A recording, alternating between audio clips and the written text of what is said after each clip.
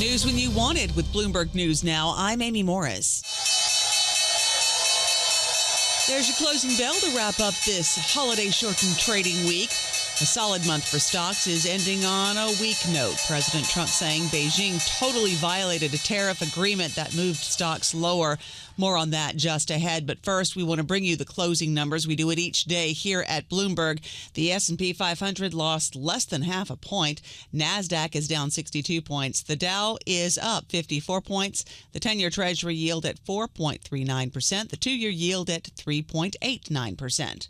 President Trump accused China of violating an agreement with the U.S. to ease tariffs, and he says he'd like to meet with Xi Jinping. They violated a big part of the agreement we made. If you read that whole statement, I was very nice to them. I helped them because they were in trouble with the stoppage of a massive amount of business. But I'm sure that I'll speak to President Xi and hopefully we'll work that out. And now the Trump administration is planning to broaden restrictions on China's tech sector.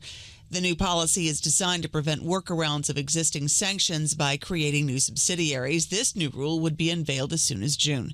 Japan's chief trade negotiator says there's been progress toward a deal in trade talks with Treasury Secretary Scott Bessent and Commerce Secretary Howard Lutnick.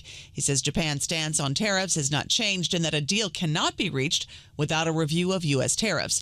Japan's chief trade negotiator saying that nothing is decided until everything is decided on a deal. President Trump plans to headline a rally in Pittsburgh to celebrate what the White House calls a planned partnership between Nippon Steel and U.S. Steel. Bloomberg's Josh Wingrove is there. It's a big question mark right now hanging over the status of those talks, including what specific provisions on American control, whether the U.S. will have control over a certain number of board seats. We're waiting for details on all that. Bloomberg's Josh Wingrove awaiting President Trump at a rally in Pittsburgh to announce a deal between U.S. Steel and Nippon Steel. J.P. Morgan Chase Chief Executive Officer Jamie Dimon warned a crack in the bond market is coming after what he says is massive overspending and quantitative easing by the federal government and the Federal Reserve. It is going to happen.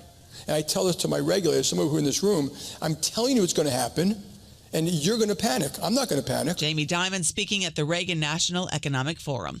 Amazon's cloud unit aggressively expanding its server farms globally, working with NVIDIA to increase access to the latest AI chips. Amazon Web Services chief executive Matt Garman says demand is strong. You're having these models that can sometimes think for hours at a time, right? You might ask these things to go and actually do research on your behalf. They can go out to the internet. They can pull information back. They can synthesize. We're seeing lots of coding where it goes and actually reasons and then improves on itself. Hear more with Amazon Web Services Chief Executive Matt Garman on the Bloomberg Technology podcast.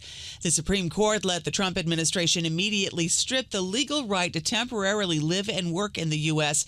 from as many as 500,000 people from Cuba, Haiti, Nicaragua, and Venezuela. Bloomberg's Greg Storr says the question was whether the Trump administration could do it categorically rather than on a case-by-case basis. A lower court had blocked the Trump administration from doing this. The Supreme Court today lifted that block. That means these roughly 500,000 people, we don't know the precise number, no longer have those protections, and many of them are open to or subject to immediate deportation. Justices Ketanji Brown Jackson and Sonia Sotomayor dissented. You can download the Bloomberg Intelligence podcast to hear that entire conversation with Bloomberg's Greg Storr.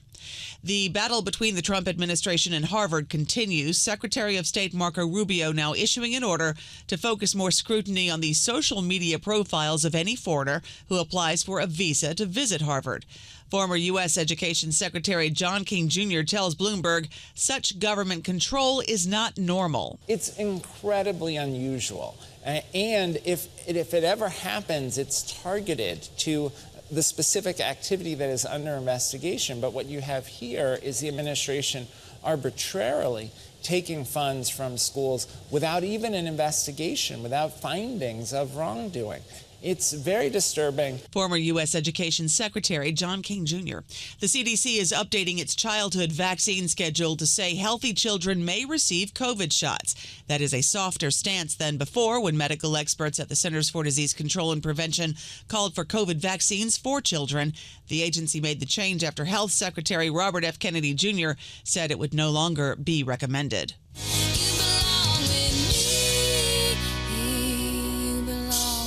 You know what else belongs with pop star Taylor Swift? Her music. And now Swift announced she has officially regained control over her entire body of work, posting on her official website, quote, "All of the music I've ever made now belongs to me." With the new deal, Swift now controls all of her photography, album art, videos, and unreleased songs. Emmy-winning actor Loretta Swit, who played Margaret Houlihan on the popular TV series MASH, has died. Loretta Swit was 87 years old. That's news when you want it with Bloomberg News Now. I'm Amy Morris. This is Bloomberg.